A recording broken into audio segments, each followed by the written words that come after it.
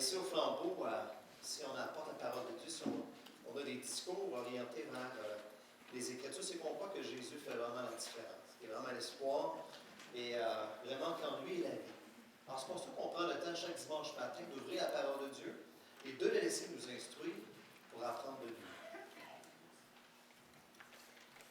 Alors ce matin, ceux qui prennent des notes, vont écrire le titre « L'Évangile du royaume de Jésus », la référence Colossiens chapitre 1, verset 12, au chapitre 2, verset 3. L'Évangile du royaume de Jésus. J'écoutais dernièrement un reportage, c'était intéressant, sur un phénomène qui est percutant en ce moment dans le monde.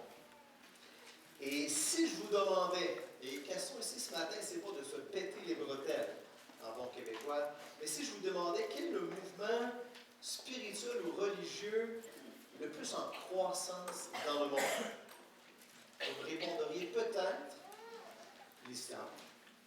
Peut-être vous allez dire le bouddhisme, mais la réponse, c'est pas ça. La réponse, c'est vraiment les églises évangéliques qui, dans le monde, grandissent le plus en ce moment. À ma grande surprise, il y a un mouvement de Dieu dans le monde sur le fait de connaître Jésus-Christ, de connaître l'Évangile. Particulièrement en ce moment, en Asie. J'ai entendu des témoignages en Asie, ça se convertit en masse aux Indes, les Chinois, partout dans l'Asie, en Afrique, en Amérique du Sud. Beaucoup de conversions. Beaucoup de gens viennent à la connaissance de l'Évangile de Jésus-Christ. Mais aussi en France. En France, en ce moment, il y a une croissance dans le monde évangélique, dans l'évangélisation de la France, de manière incroyable. Et c'est intéressant. Et cette semaine, je partageais aux leaders de la région. Et j'étais frappé dans le Colossiens, justement, chapitre 1 au début, parce que Paul partage que la bonne nouvelle donne des résultats. C'est un automatisme. La bonne nouvelle, l'Évangile frappe le monde. L'Évangile se développe dans le monde. Elle croît, elle s'accroît partout dans le monde. Et c'est ce que Dieu fait en ce moment. Et j'ai lu un témoignage, je donne un exemple parce que je peux en prendre tellement d'autres. Mais il y a une femme en Afrique qui, elle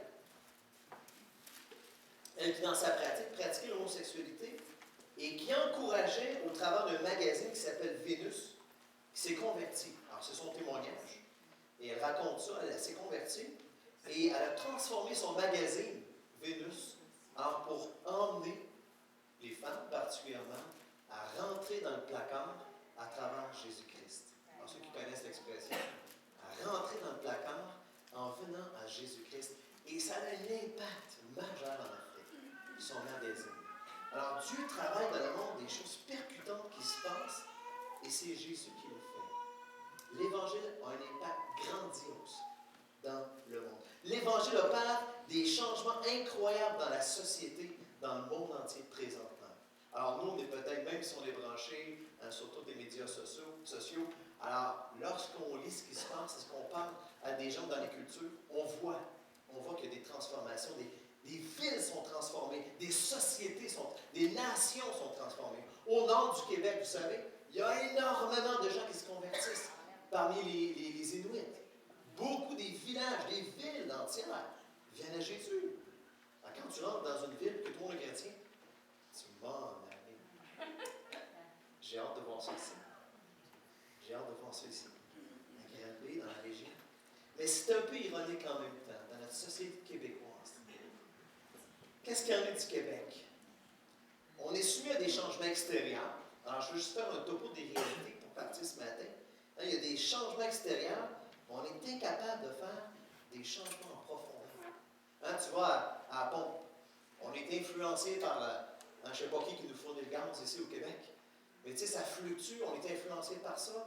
Mais pourtant, on n'est pas capable d'hésiter à un achat impulsif de marchandises à 60% au magasin quand on n'en as pas besoin. Et je l'entends. Ah, mais c'est parce qu'il est en rabais. En as-tu besoin? Non. Ah, c'est ça, c'est au Québec.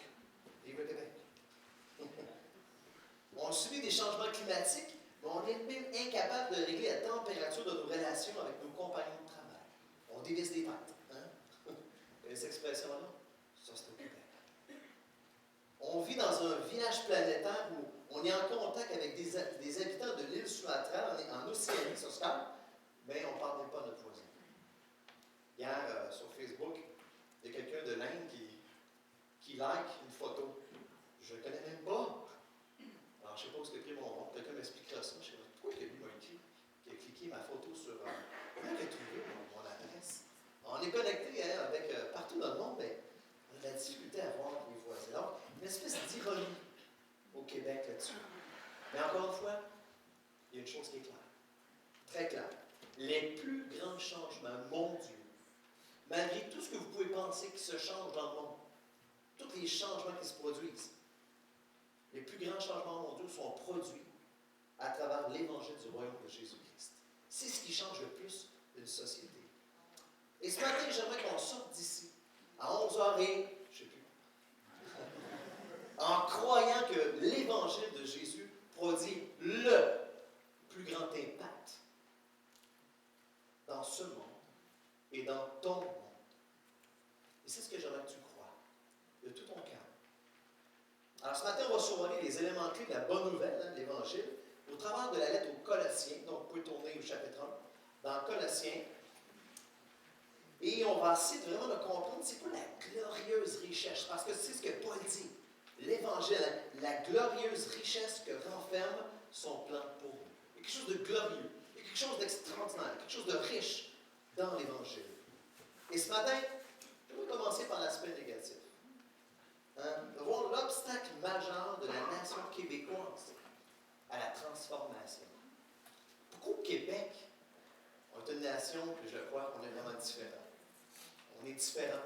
Différent du Canada anglais, on est différent des Américains. Tout le monde dit les Québécois, c'est une classe à part. On est différent.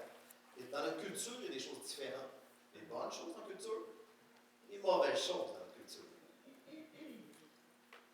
Alors, on va tourner ensemble Colossiens, et on va commencer par le verset 3. En fait, je vais commencer par le cœur, le centre. Alors, ce que Paul dit en rapport à Colossiens, chapitre 1, et on va lire le verset 23 pour commencer. Et je vais aller un peu partout le 23, et je vais aller dans la version sommaire. Colossiens 1, verset 23. Mais il vous faut bien sûr demeurer dans la foi. Elle est le fondement sur lequel vous avez établi. Tenez-vous-y fermement sans vous laisser écarter de l'espérance qu'annonce l'Évangile. Cette bonne nouvelle, vous l'avez entendue, elle a été proclamée parmi toutes les créatures sur le ciel. Et moi, Paul, j'en suis devenu le Seigneur. Au départ, l'apôtre Paul dit quelque chose, en fait, pas dans son discours, hein, Paul il est dans un élan. Moi, je m'en vais au cœur de ce qu'il veut dire. Là. Il veut leur dire une chose, la gang, restez attachés à l'Évangile. Restez fermement attachés à l'Évangile de Jésus-Christ. Demeurez dans la foi, parce que l'Évangile, c'est ce qui est le plus précieux. L'Évangile, c'est ce qui est le plus solide. L'Évangile, c'est ce qui est le plus important pour toi. Ne t'éloigne pas de l'Évangile. Et c'est incroyable en même temps comment on se tourne si facilement vers des aspartames. Des aspartames de ce monde. Et il y en a. On peut s'éloigner subtilement de l'Évangile, du royaume, ou chercher d'autres solutions que Jésus pour changer notre société ou changer nos vies. Sur Facebook, j'ai vu ça 2 fois, ce commentaire-là. Désolé, mais là, je fais le ménage dans mes amis. J'élimine tous ceux qui m'apportent du négatif dans ma vie. Ça, c'est les solutions d'aujourd'hui. Je flanche tout le monde. Pour tous ceux que, non. C'est pas ça qui va changer les choses. Si on pense que c'est en flashant tout le monde, ben tu vas te retrouver tout seul. Parce que toi aussi, tu es flashable. Vrai? Je suis flashable aussi. Alors, flushez-vous. Ben non, c'est pas ça la solution. C'est pas ça. La gravité, c'est que si on ne demeure pas fermement attaché à l'Évangile de Jésus-Christ, on peut être facilement kidnappé. On peut être kidnappé, séduit par les influences qui cherchent à s'emparer de nous. Les influences culturelles et spirituelles en général qui impactent nos vies, qui amènent progressivement un abus du péché sur nos vies. Vous savez, il y a des influences culturelles ou spirituelles qui viennent, puis sont comme, ils t'envahissent, ils veulent abuser de toi. sommes-nous si facilement kidnappés? Je crois que les Québécois, plus facilement que d'autres nations, se font kidnapper facilement. Il y a toutes sortes de pensées, toutes sortes de choses qui passent, une nouvelle patente. Je ne sais pas pourquoi on est. On essaye ça, c'est trippant. Ah, on va en essayer un autre d'abord. Il y a quelque chose dans les Québécois qui est insatisfait, qui va de patente en patente, de femme en femme, d'homme en homme, et on pourrait continuer comme ça. C'est parce qu'on cherche d'autres solutions qui ont l'air plus supérieures, en fait, qui ont l'air supérieures à Jésus-Christ, supérieures à l'Évangile, à la sagesse biblique qui est en Jésus-Christ. Et j'aimerais juste vous donner sommairement une liste de kidnappeurs, peut-être que tu connais peut-être déjà. Alors, premièrement, le thérapeute. Et attention, je ne vais pas raconter thérapeute. Attention, ce matin, je vais faire des nuances ici. Alors, peut-être bien qu'on peut voir Jésus comme un thérapeute avant de le voir comme un rédempteur. Jésus, c'est le rédempteur. Il te paye la rançon, celui qui délivre. Le problème avec cette compréhension-là du thérapeute, du simple thérapeute, c'est que nous transformons Jésus en quelqu'un dont le but ultime, attention, est que nous nous sentions bien dans notre peau. C'est subtil, là. Je joue avec des nuances très pâles. Mais Jésus ici est plutôt un rédempteur qui définit, et c'est ce qui est important ici ce matin, c'est lui qui définit mes véritables besoins et qui y répond bien, plus glorieusement que moi je peux le faire. Lui, il sait ce dont j'ai besoin. Lui, il sait ce qui est lui a les choses, les provisions pour pouvoir m'aider. Première approche, premier kidnappeur. Le deuxième, alors je vais aller pas trop vite, mais non plus pas trop là-dedans. Deuxièmement, l'approche philosophe. Bien plus qu'un sauveur. Alors, si on commence à voir Jésus comme un philosophe, bien plus qu'un sauveur, alors il y a un problème. On se fait kidnapper. Cette approche est fondée sur une réorientation des pensées. Encore là, il y a des éléments vrais là-dedans. Mais si c'est juste ça, il y a un problème. Et je vais l'expliquer. Si je pense comme Jésus, c'est ce qu'on se dit, si je pense comme Jésus, je vais changer. Mon comportement et mes choix vont suivre naturellement. C'est vrai en partie. C'est pas faux. Mais comment expliquer qu'il y a autant de théologiens sur la terre qui ont des vies stagnantes, des vies tout croches, ou qui sont découragés? Comment expliquer ça? Ça ne devrait pas. Si j'ai toute la connaissance, je devrais penser comme Jésus. Donc, je devrais être presque parfait, avoir une marche droite et être heureux. Mais c'est pas ça qui se passe. Oh, il y a un problème. Jésus n'est pas venu seulement pour changer nos pensées, nos mentalités. C'est ici la vérité. Mais aussi pour nous transformer totalement. Jésus n'est pas un simple concept ou un maître spirituel, mais beaucoup plus que cela. J'espère que j'ai réussi à faire les nuances ici ce matin pour ne pas vous mélanger un peu. Il est même possible que tu tombes alors dans ce que j'appelle l'un des deux patterns les plus fréquents que moi je vois bien souvent et qui nous entraînent loin de l'Évangile, des kidnappeurs professionnels. Le premier, en fait je les colle ensemble, c'est les jumeaux jumelles. Le premier, c'est le syndrome de la victimisation. La victimisation. Apitoiement, blâme, colère. Et ça, on le retrouve, on le voit souvent. Alors, il y a des gens qui, dans les situations, s'apitoient, blâment les autres et tombent dans la colère. Et tournent et roulent là-dedans sans arrêt. Le syndrome de la victimisation. On peut tomber là-dedans. Et lui, ce qu'il dit, c'est que c'est pas de ma faute, c'est les autres, c'est à cause de tout le monde, puis c'est à cause de deux autres. Et il ne se voit jamais. Et ça nous éloigne de l'Évangile. Il faut sortir de là. C'est un cercle infernal, destructeur, AK-47. C'est incroyable. Ça détruit tout ce qui est autour de nous. L'autre, mais à l'autre extrême, à l'autre bout du pendule, c'est le pattern de la culpabilisation. Et l'ennemi est aussi maître. Satan est maître de nous envoyer dans cette direction-là. Alors, c'est la honte, s'auto-accuser et fuir. La honte, la mauvaise honte, la honte qui m'emmène finalement à la dépression et même plus loin que ça. C'est un cercle infernal, autodestructeur qui dit constamment « J'ai encore échoué. J'y arriverai jamais. Je suis un pas bon. Je mérite juste de disparaître. C'est tout ce que je mérite. Ces pensées-là roulent souvent dans nos têtes. Et c'est un kidnappeur dangereux qu'on doit identifier rapidement. Et un jour, il y a un jeune homme qui avait justement vécu un échec cuisant. Il avait tellement honte, c'était à l'université, il avait tellement honte qu'il est allé, il a décidé de disparaître. Il s'est caché dans le grenier non utilisé d'une église à proximité, jusqu'à ce qu'on le retrouve, 4 ans plus tard. Il se nourrissait de toutes choses en cuisine, personne ne le savait. Un jour, on a entendu du bruit et on l'a retrouvé. 4 ans, il était disparu, c'est seulement ce qu'il était.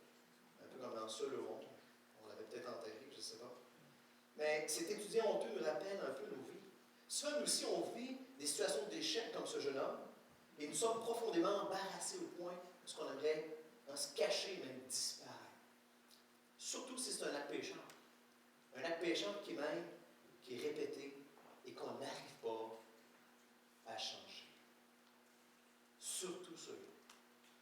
Et on fait comme ce jeune homme-là. Se cacher, se replier sur soi-même, ce n'est pas la solution. Une meilleure solution. Ça, c'est les kidnappeurs qu'on doit identifier. Donc, le plus grand obstacle au changement dans ce monde, et particulièrement au Québec, c'est de s'éloigner de l'évangile du royaume de Jésus. Et ces kidnappeurs doivent être détectés à la base. Mais maintenant, à quoi dois-je m'attacher plus précisément? À quoi je dois m'attacher? Qu'est-ce que l'évangile du royaume de Dieu? Pourquoi l'évangile, c'est si percutant? Pourquoi on met tellement d'emphase sur ça? On va essayer de comprendre un petit peu ce matin. L'évangile de transformation. C'est ce qu'on va voir, deuxièmement. Le premier, c'est l'évangile si précieux. Deuxièmement, l'évangile de transformation. Alors, pour essayer de comprendre un peu plus cette vérité-là que Paul nous dit ce matin, attache-toi fermement à l'évangile. Bouge pas de là, reste attaché là. Alors, on va voir ensemble l'évangile en un mot, en 3 mots et en 30 mots. Ça va? On va essayer de comprendre l'évangile dans ces 3 sphères-là. Premièrement, l'évangile en un mot. Un mot. Jésus. Jésus. L'évangile peut être résumé en le nom de Jésus. À plusieurs endroits dans les Écritures, on relie directement l'évangile à Jésus. L'évangile, c'est Jésus. Jésus, c'est l'évangile. Et il y a un texte dans Marc chapitre 1, exemple. Tournez pas, c'est juste pour vous. Alors, Marc, il commence son évangile, puis il dit ceci. C'est ainsi qu'a commencé la bonne nouvelle de Jésus-Christ, le Fils de Dieu. L'évangile dans le livre de Marc est Jésus et l'ensemble de sa vie. Donc, la bonne nouvelle, c'est Jésus et l'ensemble de sa vie. Tout ce qu'il a fait. Alors, on peut le résumer. Dans Colossiens, chapitre 1, verset 25, alors on va lire ensemble, on va lire 2 textes, côte à côte. On retourne dans Colossiens, 25 et 27. C'est de cette Église que je suis devenu le serviteur selon la responsabilité que Dieu m'a confiée à votre égard. Il m'a chargé d'annoncer sa parole dans toute sa plénitude, en vous faisant connaître le secret de son plan tenu caché depuis toujours, de génération en génération, mais qui s'accomplit de façon manifeste pour ceux qui lui appartiennent. Car Dieu a voulu leur faire connaître quelle est la glorieuse richesse que renferme le secret de son plan pour les non-juifs. Et voici ce secret. Et voici l'Évangile, le Christ en vous. Le Christ en vous. Lui en qui se concentre l'espérance de la gloire à venir. On va aller de l'autre côté, chapitre 2. L'autre côté, ici, c'est pour vous, l'autre côté. Chapitre 2, verset 2-3. Paul dit encore ceci. Je combats pour eux afin qu'ils soient encouragés que, unis par l'amour, ils accèdent ensemble en toute richesse à la certitude que donne la compréhension du secret de Dieu, à la pleine connaissance de ce secret, c'est-à-dire du Christ. Le secret du Christ. En lui se trouvent cachés tous les trésors de la sagesse et de la connaissance. Tous les trésors, tout est contenu, tout est inclus, tout est encapsulé, un jus concentré, c'est Jésus. C'est la bonne nouvelle.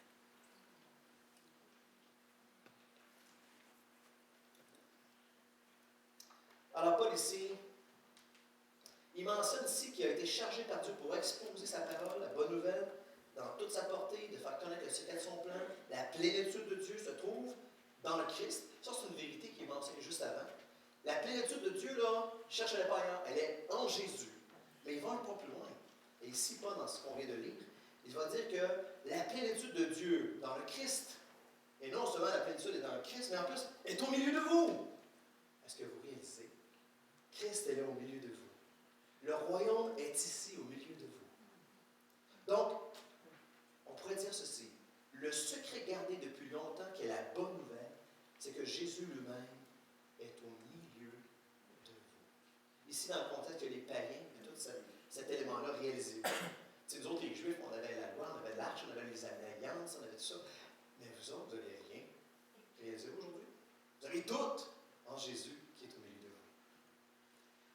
Donc, pour faire des changements, notre application ce matin là-dessus, pour faire des changements, j'ai besoin de comprendre que l'Évangile est Jésus qui vit en nous et au milieu de nous. C'est juste ça, Jean-Pierre? C'est ça ton message ce matin. Oui, c'est vrai, mais tu vas peut-être me demander, donc plus besoin d'enseigner nos enfants? Tu sais? La réponse est oui, non. Oui, non. Et je vais donner une image ici pour essayer de comprendre et d'illustrer un peu qu'est-ce que Paul veut dire, comment l'appliquer dans notre vie quotidienne. Et je vais donner une image, une comparaison, la locomotive du changement sur un chemin de fer. Vous le voyez, la locomotive?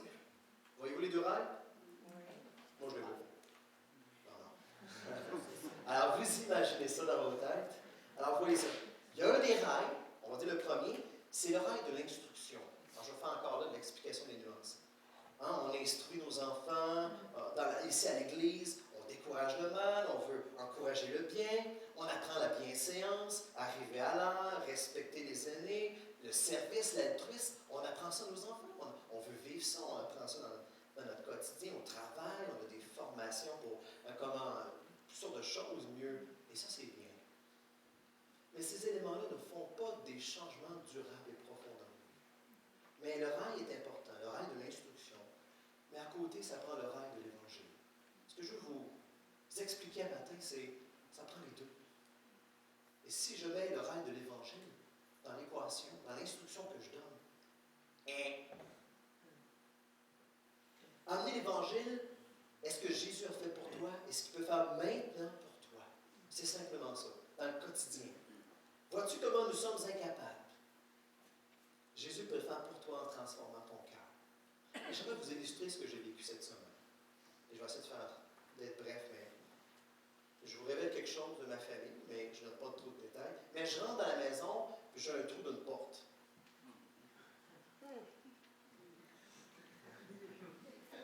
L'instruction ne suffirait pas aussi.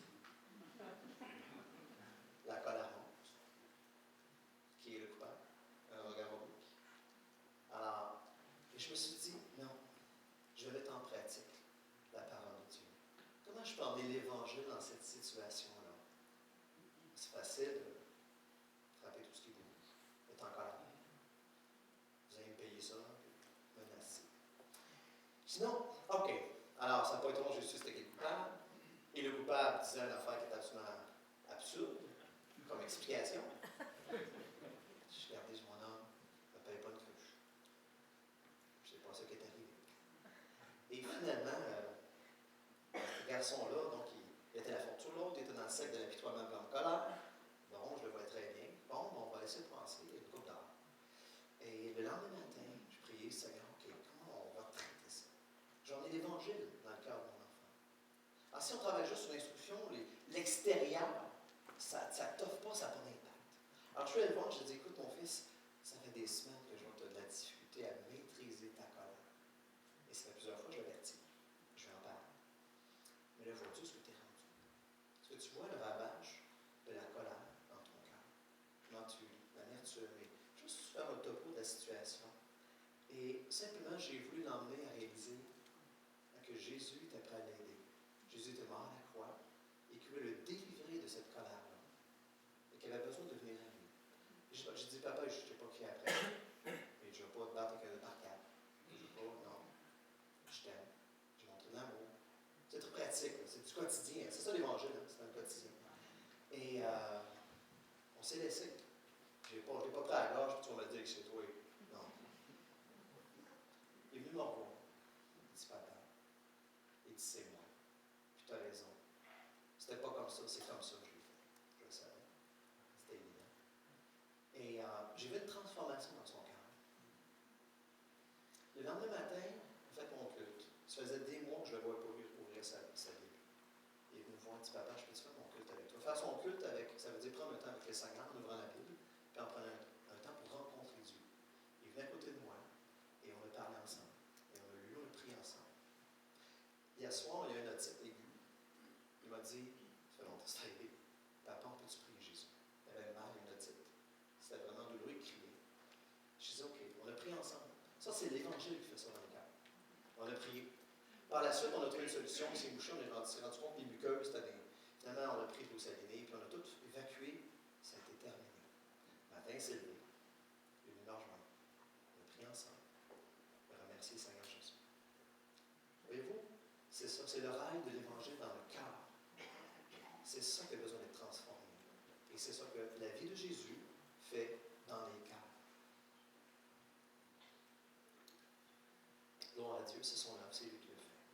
Alors, c'est juste pour un exemple, pour vous montrer comment l'Évangile peut amener des changements dans nos cœurs. Donc, les plus grands changements dans les cœurs sont produits par l'Évangile du royaume de Dieu. C'est par ça. L'instruction est importante, mais l'Évangile fait la différence. L'Évangile, maintenant, en 3 mots. Alors, Jésus est Seigneur. C'est un thème qui revient énormément. Colossiens 1, 13 à 19. On va le lire ensemble. C'est une hymne ici de l'apôtre Paul sur Jésus-Christ. Une hymne extraordinaire. Encore, je suis dans la sommaire. J'aime beaucoup. En verset 13. Vous êtes là?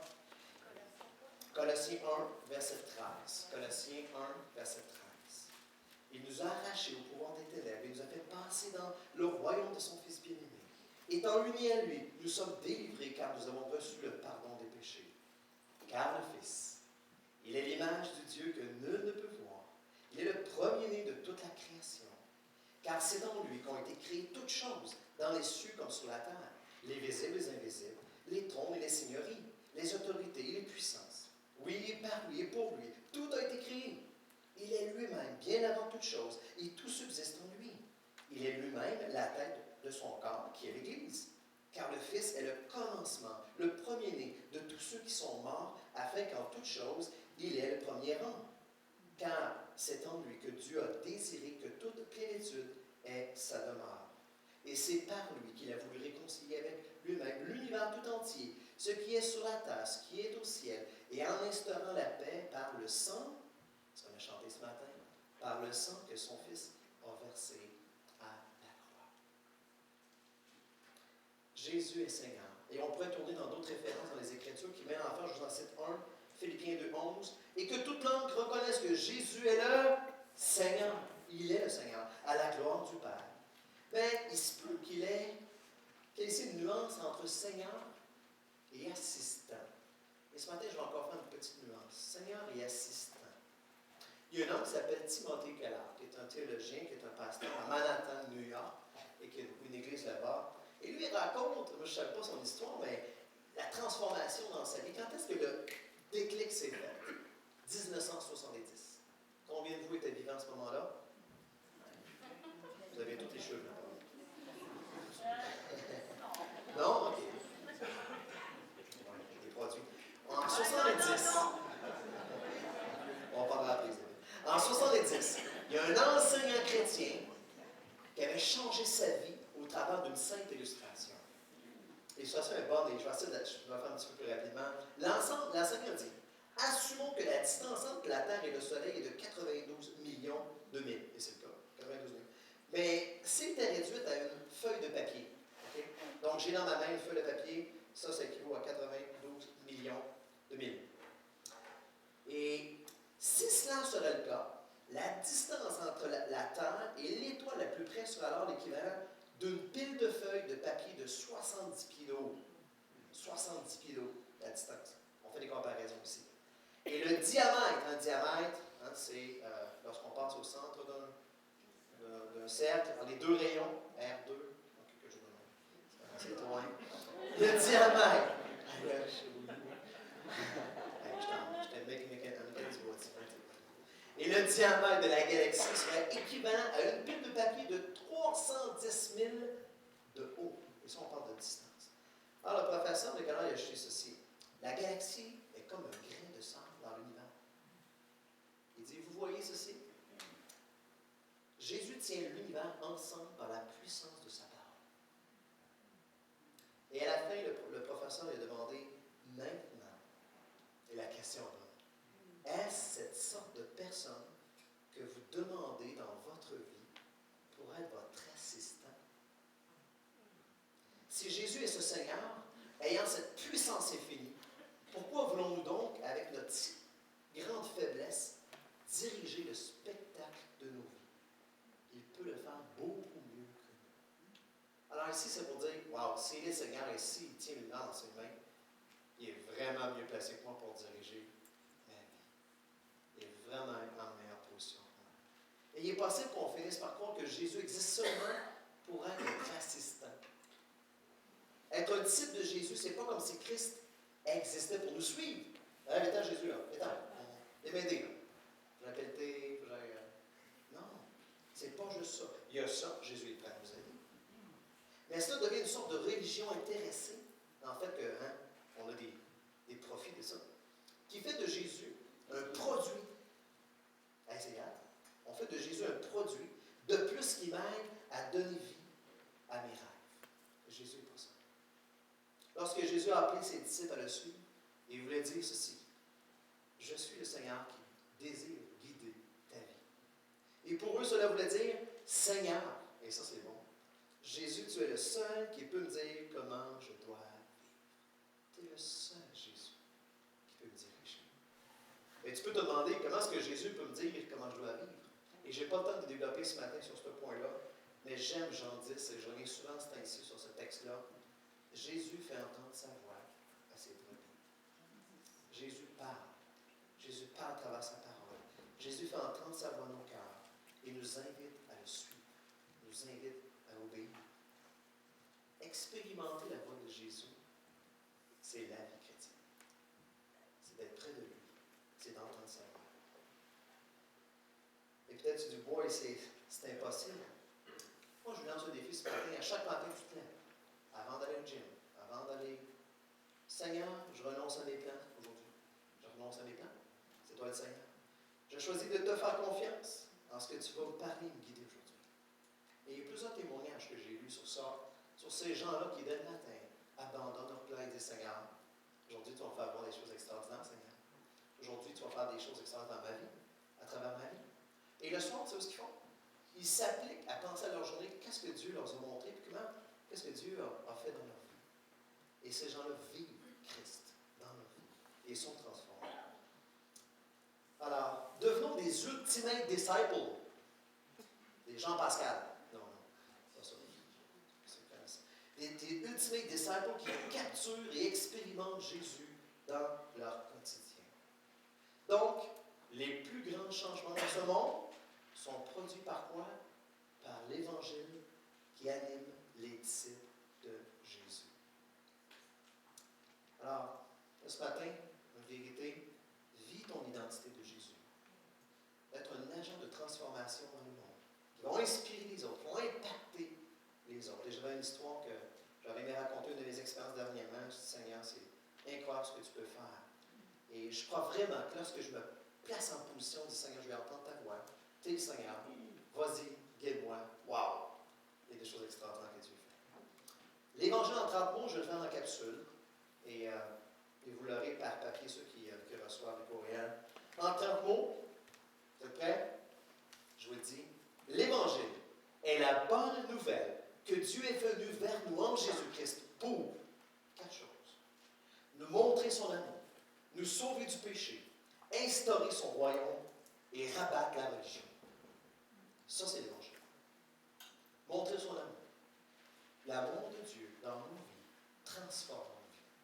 Moi, ce qui me transforme le plus, c'est Jésus, c'est son amour.